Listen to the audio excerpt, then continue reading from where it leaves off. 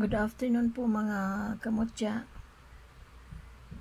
Sa mga naniniwala sa mga pampaswerte at protection, ito po ay isa sa aking ipapakilala. Ito po ang tinatawag na bunga ng tamano tree.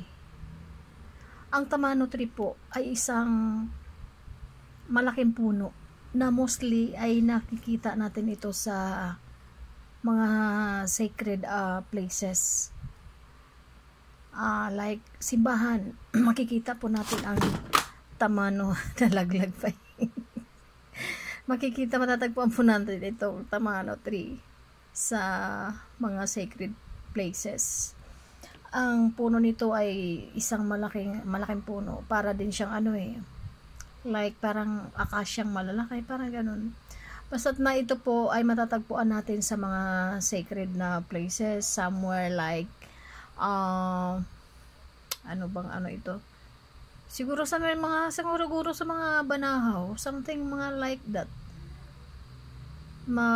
matatagpuan natin. Pero bibihira lang po natin ito matagpuan ang ganitong klase ng bunga, kasi po ang puno na ito po ay sadyang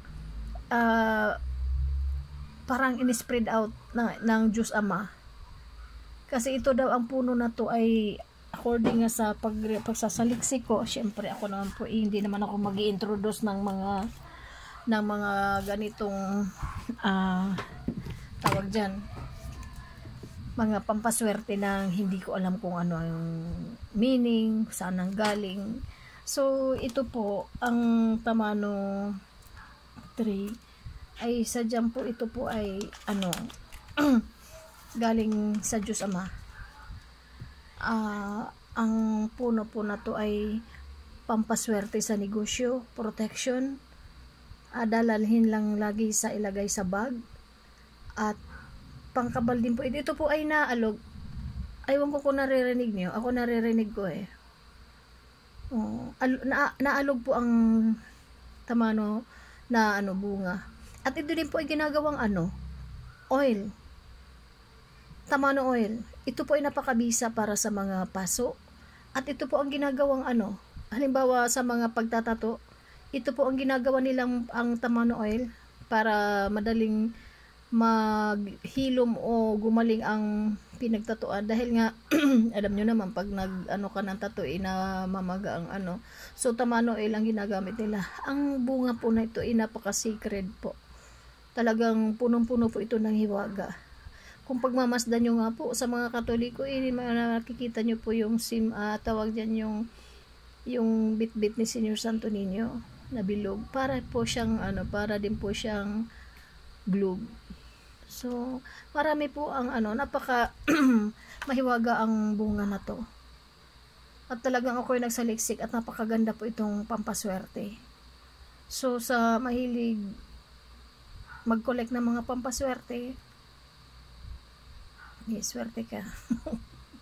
Yung ko po, basta tayo po ay naniniwala, basta collect lang tayo ng collect, basta wag kang dampot na kung ano-ano, imalay mo nadampot mo, hindi na pala galing kay God, galing na sa sa anti-God.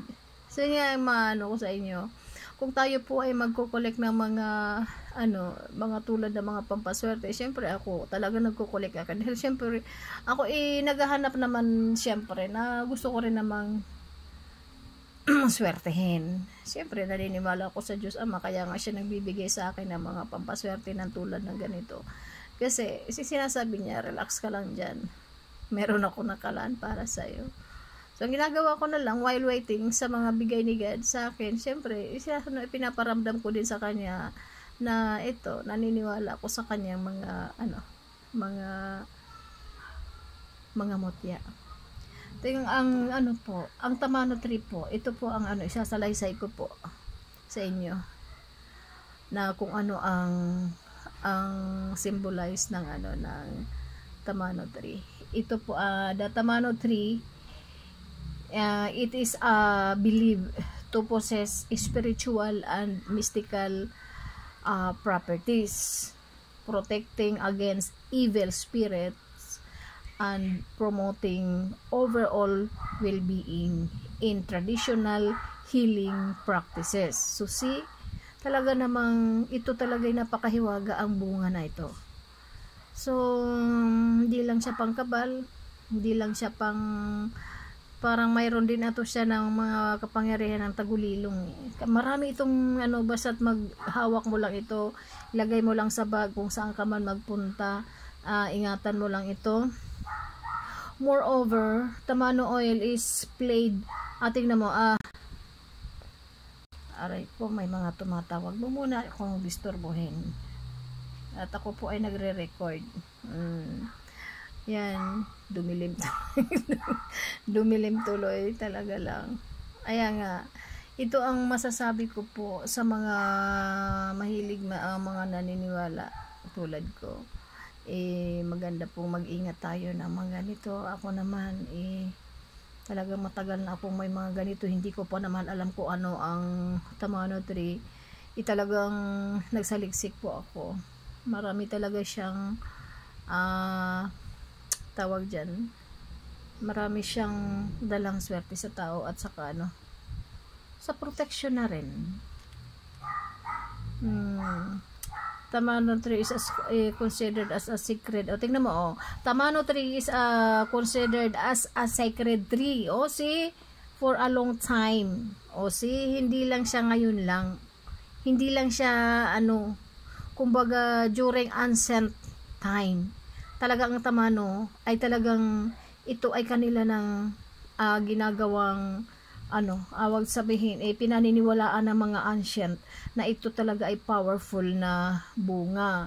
For a long time. It is planted in the mare. Ibig sabihin is sa sacred sites. So, kung saan saan mayroon kayo makikita na ganitong puno na hindi naman siya church, hindi naman siya at sabihin tumubo, kunin nyo na dahil yung place na yan, yung lugar na yan, diyan po nagtatago ang Diyos Ama para pagmasdan ang kanyang creation. So napakahuli po ito na bunga po. It was said the gods were hiding interest towards human without being seen. See, ito talaga ang ng bunga na to. Dapat talaga kung naniniwala tayong andyan si God, mag-collect po tayo ng mga ganitong klaseng tawag niyan, collection. Kasi dapat tayo ay naniniwala din. Kung gaano tayo mapapaniwalain, hindi syempre ganun din si God maniniwala na ang ating hangarin sa kanya talagang tawag dyan, malalim. So kahit na nagdilim tuloy na rin ako. Mag-collect po kayo ng tamano na pero ito po hindi basta-basta na natatagpuan. Maganda po siya, bit-bit nyo lang lagi, ilagay nyo sa bag or sa tindahan para protection sa bahay. Ito po mas maganda talagang laging dadalhin. Ako lagi naman nasa bewang ko yung tamano na ganito na bunga ko. At ito naman magaan siya, magaan. So, ibig sabihin magaan ang pagpasok ng pera sa atin. Magiging magaan ang ating pamumuhay. May mga pagsubok man, yan po ay ating malalampasan agad. At ang tamano, bunga po ng tamano, ito po ay pinaniniwalaang galing pa sa mga ancient na dapat din nating i-collect. So, thank you po sa mga nanood sa aking vlog ngayon. Thank you so much sa mga sumusuporta sa akin at thank you so much sa mga naniniwala sa akin. Thank you din sa mga hindi naniniwala sa akin.